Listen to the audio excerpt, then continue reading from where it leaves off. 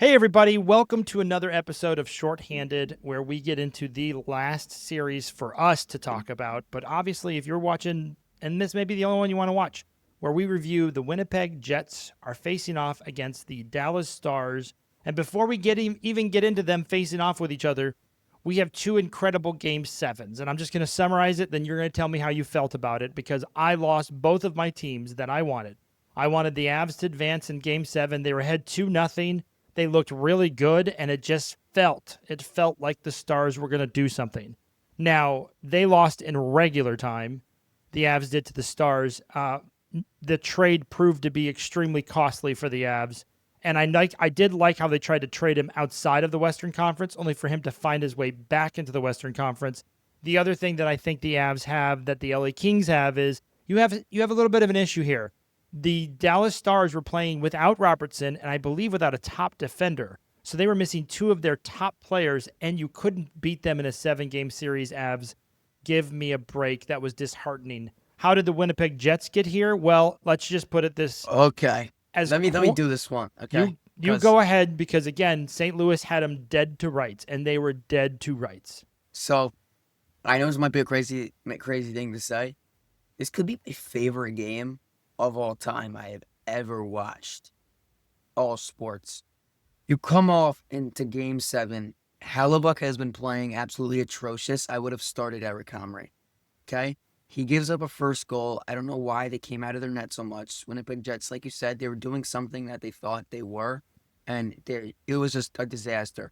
They score the first goal, and then Kyle Connor has a huge mess up in center ice that Matthew Joseph, P.O. Joseph's brother, by the way, my favorite, he scores, just gets it right under Hellebuyck's, I believe, glove or blocker. It was a horrible goal. I felt like the vibes were completely low there. Just 2 in the first period. Two But now, in a very short period in the first period. It wasn't exactly. like it was one after the other. So then you move into the second period.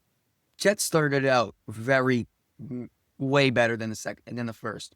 I felt like they were buzzing. The crowd was going crazy in those first couple minutes. Okay, so then they get Pionk and Connor, and then Perfetti. What a goal! He just flicks it right off of his stick, gets above Binnington. Not much he could do, but that just shows you what the Jets, like their top guys, what they could do on a power play, on a line together. It's very great for them. So now it's 2-1. Then right as it comes in, second period's almost done. They get a 3-on-1. They fire the pass east to west all the way to Radek Faksa. He just scores top shelf. I felt like Hellebuyck came over way too much and was cheating on him. So he just left the whole left side open. Now we move into the third period, 3-1. Vibes are not that good. Then what is Hellebuyck doing? He's playing actually like an actual goaltender. Well, like he made a lot of clutch saves. The third period comes in out last 3 minutes. We pull the goaltender, and I feel like when you had Hellebuyck on the bench, that was the best place he's been in a whole series. That's on the bench. So they've scored. So not fair to Hellebuyck. They get it over the point. Then they got, I believe, whoever scored the goal right on the wing. You have, I think it was Domestikov, somebody. You have it on the wing. You pull the goaltender. 1 minute left. You are desperate. This is your whole series. It's game 7. First off, the goal with 2 minutes to go was massive because then they brought Hellebuyck back on there. Then they could easily, because if you score with a minute left, you keep him on the bench, which is a huge risk. So they scored with enough time to bring the goaltender back and try to get the puck again. That was a big coaching decision too, because you have to be smart on when you pull the goaltender. And I felt like that was good. The St. Louis Blues were winning faceoffs after faceoffs after faceoffs all game, and then they won. They won the ones that I would say were the most important because they ended up scoring. So here we are. It's huge. This goal at the end was something. 1 minute 55. He just gets a shot. It deflects off of the defender. Unlucky for Binnington. But then I was going crazy. Like you guys could hear me right now. My voice is horrible.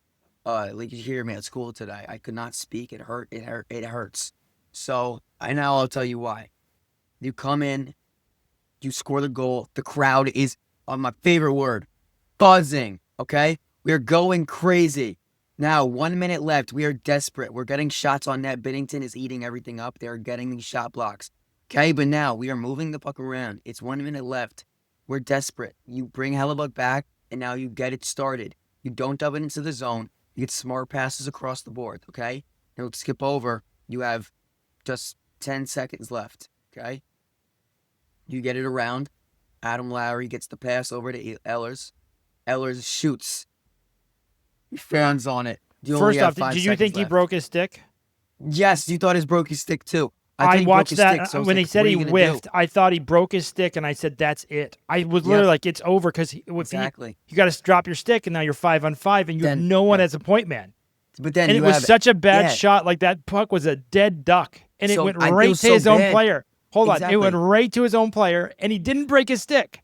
Exactly. Yep. Like, all of was- those things happen in a moment, and then it gets right back to him, and I'm thinking he's going to shoot again, because shooters got to shoot, Yep. and he And he was shooting. passes all the way across ice. Who does the best play that I've seen Oh my in hockey? goodness. He doesn't put it Dude. on net. He didn't put that on net. What the a defender smart and decision. Bennington. Because Oh. I mean, it's desperate. You say It's Ehlers has the risky. shot. You see Risky. Ehlers. Oh wait, okay. He's gonna go for the shot. He fans him. Yes. Thought he broke his stick, but then Lowry with a 6-pound, 200 captain body, he boxes him out. He gets the pass back to Ehlers. I'm thinking, okay, Ehlers is gonna shoot it again, but it's just gonna go through traffic. What a smart decision. Gets the west-east pass all the way to Kyle Connor. Then he has it. You did think, okay, he's gonna shoot now. He shoots. He doesn't. He fools Binnington in the defense. He gets it to Perfetti right in the slot. A buzzer beater goal. Let me tell you, my lungs are gone. I tell you, I screamed. The whole roof was off. I watched the replay, because I did the exact opposite, because I was like, this is so great. The Blues are going to win. This is wonderful. And when he did the pass, I just went, that's unbelievable. I can't believe this just happened. Just crazy. And then he scores. My son was like, no, seeing it the didn't back get, of it the didn't net. it didn't go in and hit the post. I'm like, no, that went in. That went in so hard. So then you watch the replay. I'm talking like millimeters, centimeters. That's how far it Crazy. was from the defender's puck. The defender put his stick down. Sorry, the puck was that far off from the puck. It was an amazing play. And I just sat back and I was like, this is crazy. It's Now a we're seeing going. eye. That is what a hockey player does. It's what you have to have in these clutch moments. Unbelievable. I'm saying, I see it in the back of the net. I start going crazy, okay? Now we're going into overtime, though. The game's not over, okay? St. Louis, they still have chances. Gabe Velarde had a bad turnover right in front of the net.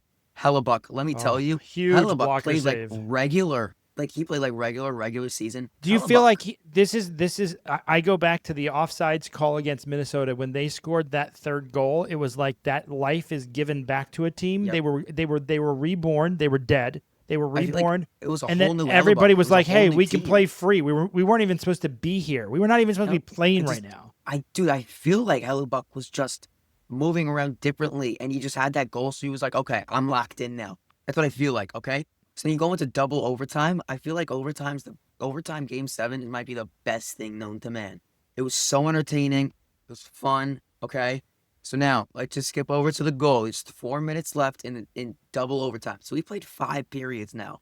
Just so you know, that is the third longest game 7 ever in history. Third longest, only 2 that were in the 1900s.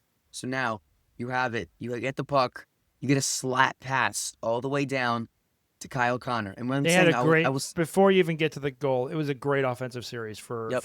the Jets. They had the puck. They were moving it around. They were keeping everybody on the. Keeping the defenders in their zone bunched up, and the defenders were getting tired. And that's the other thing I noticed. Speaking of defenders, what I'll say what was huge in that game, they lost Josh Morrissey, which is one of the top defensemen in the Yep. league, and obviously the best defenseman. So it was huge. I can't believe they came back from that. It was great. So now we're hyped. We get the slap pass over to Kyle Connor. I feel like their chemistry might be one of the best in the league, and just getting these great opportunities. So now Connor gets it up to Pionk. Pionk fires. What did I say? Adam Lowry, he scores. My guy gets the tip on it. Lowry, he fist pumps the air. He throws himself onto the boards. Everyone's great. We're having a good time. Dude, the overtime winner. Wow. Winnipeg Jets win it in 7. I did not expect that from the way St. Louis was playing. I thought they were moving the puck. Excellent. I thought after this, they could have been a Stanley Cup favorite. But then the Jets at home, I just feel like They got rejuvenated after that goal. Really 2 minutes left. They get the buzzer beater, then they win in overtime. Their captain gets it. Winnipeg is buzzing, so that is huge going to this next series. But then we move over to Dallas now, where Dallas kind of had a similar experience, maybe even better.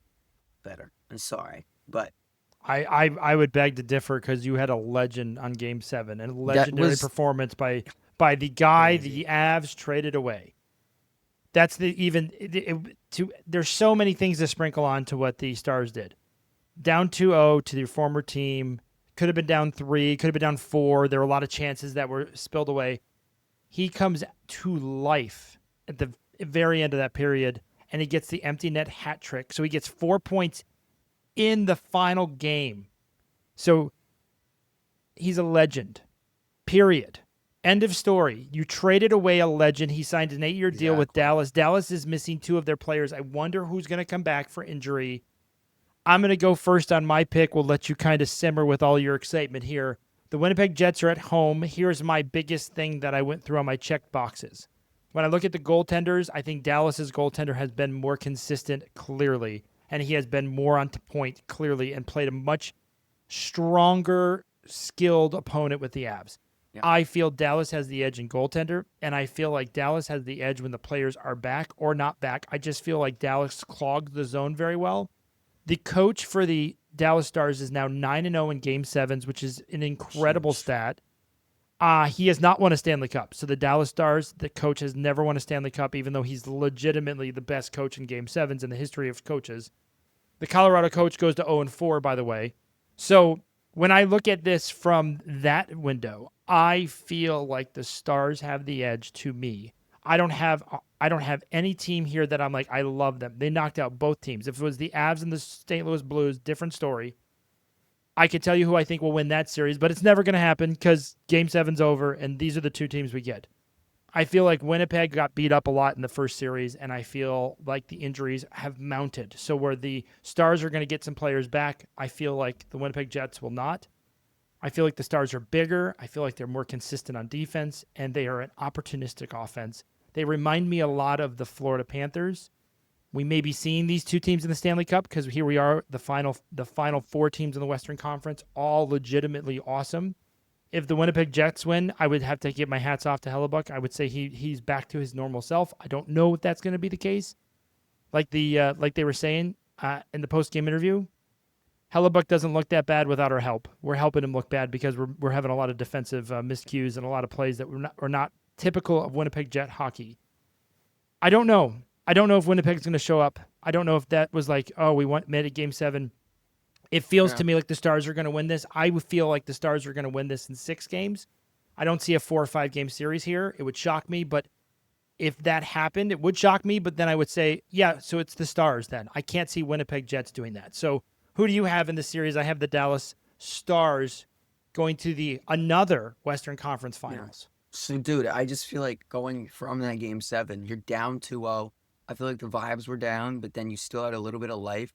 Mikko Rantanen creeping in that zone. I feel like everybody knew that was going to be a goal. It's a storybook play. You cannot write it any better than that. He scores, right? And then it's just like not a lot of time left. He gets around the net. I thought he got tripped. He gets it off of Gerard's skate and in. I thought that was one of the best goals I've ever seen. It was great. I was going crazy. I just thought, my eyes, I was like, what is happening right now? Unbelievable. I was stunned. Okay. 2-0 him. 2-0 him. He Him. literally was He like, get on scored. my back. He's We're like, coming and back. then he goes over to the bench. He's like, how you like that, Colorado? How about that, Colorado? Come on now. Did you feel I'm gonna show the you. first 4 games he wasn't really himself. The end of this series, he was the MVP. And then he was the last 3 best player games, on the ice. He had about 8 points. He had 8 points in Unbelievable. 2 games. I thought that was one of the best series performances I've ever seen in my life. He leads in every stat for the Stars, and it's literally just coming off of the last 2 games. So now it's 2-2. You get it down. Mikko Rantanen gets it down to Duchesne. Duchesne has the eye of a hawk. He's been playing a long time. He gets it to Johnston, the rookie. Not rookie, but young. He gets it. He has that patience. Wide open net. Patience, wide Great. open. Again, all the credit. Like I tell my kids all the time in hockey, the assist sometimes is more important than the goal. Yep. It's a And in that cross ice case, pass. that It's was such a great perfect. pass. Gets the goal. Great. 3-2. Now it's an empty netter. Yep. I thought the game still wasn't over. They had a lot of great opportunities. Ottinger rose to the occasion. I thought he wasn't doing that good in the regular season coming into the playoffs. We thought He it would be was an issue.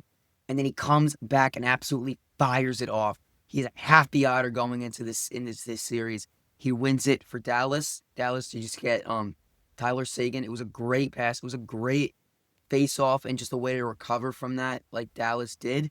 You get that bank pass off of the boards. Mikko Rantanen. Thank you, Colorado, unbelievable. for absolutely ruining your season by trading away the best player ever of all time, Mikko Rantanen. I thought these 2 Game 7s were one of the best 2 Game 7s I've ever seen. So now, coming off I of those I have exact to give two, it to the Avs though. You have to give it to the Avs GM. They really did. exactly. They really did try to not face him in the regular season or the playoffs. Yep. They tried to get him to the Eastern Conference. They did get a team to accept that, only for him to find himself to Dallas to have to face them, Right, they're and not just a rivals. bad team. He didn't go to like a Western Conference like the Utah Hockey Club. He didn't go to like, oh, we're in the Vancouver. We're not in any of Exactly. these teams that are like suffering. He went to one of the best teams in the league. And it shows you when you don't have Jason Robertson or Miro Heiskanen, the top forward, top defenseman. Dude, Dallas, I think, has the best coordination, even when I think they were literally planning for not having those players, and they still come through and look like the best team in the league. They looked Unbelievable. better than any team in that third period. So, who are, That they were great. okay, we got to So, get to your Knicks picks here. You got everybody. so You're here we singing the go. praises of both of these teams. Exactly. You're saving the best for Nick last. It's picked been a this while. series. Nick's picks has been buzzing. We got the Game 7. Yes. One, I won't brag about it. I got the prediction for Adam Lowry, Game 7 overtime winner, won $200. I'm just saying. Now, I won on both of those 2 Game 7s. You went 0 for 2. Nick's picks is buzzing. So now, I'm gonna go with you. I'm gonna get straight to the point. I'm gonna say Dallas Stars winning 6 games. Winnipeg Jets have not lost in a home game yet. But I feel like Winnipeg was not versing Dallas, and Colorado was versing Dallas, and they were only team 2, which I feel like obviously, but that is huge because those were the best 2 teams in this playoffs for me. The season, dude, that series was buzzing, both arenas. I feel like the energy was unmatched. So now you're going into this series after 2 crazy Game 7s. Winnipeg has the home advantage, which I think is huge. But I feel like these teams are kind of similar, bouncing back from a surprise from another team. So it's going to be close. I feel like I love Dallas. Dallas is probably like my second favorite team. I'm going to take Dallas in 6. I feel like Jets are going to have a lot of more heart than they did in that series. I don't know how Hellebuyck's going to play, but either way Hellebuyck plays, Ottinger's going to play better. Ottinger, again, he's going to rise to the occasion. He's a playoff goaltender. He knows what it takes. They're on a revenge tour. I see them going to the Stanley Cup this year. So now, even without Robertson or Heiskanen, even if they get them back, I just see Mikko Rantanen coming off of that game. I have Dallas Stars winning in 6 games, going to the Eastern Conference Finals. West. I think that's a fair pick. I will say this comparison between Edmonton and Dallas, who I think will be facing each other. If you remember the series, the first 4 games of both the LA Kings and Edmonton, I felt like the LA Kings should have ended Edmonton in 4 games. You could have argued the similar way with the Dallas Stars. The Dallas Stars' 2 wins in the first 4 games were on overtime wins. The only time that they had a lead in all 4 games was for like a minute because they had game winners in 2 overtimes. They lost in regular time on the other 2 games. So if you look at it from that perspective, just that perspective alone, both of these teams on the back end of the series are stronger. And therefore, that's why I'm picking the Stars. And that's why, if you go watch our Edmonton special, that's why I feel the way I feel about Edmonton. So we both have the Stars. I have them in 6. You have them in 6. Yeah, and they And had to have like these 2 teams. I feel like they were the most clutch. Obviously, going into these Game 7s with these third period comebacks, both 2 goal comebacks. You have to have that clutch gene when it comes into the playoffs. They both have that. I feel like these are very similar teams. They didn't lose. They didn't lose in the first round with the President's Trophy. I'm surprised, but now you're gonna have to really, really work hard. And I feel like Winnipeg at home is very dangerous.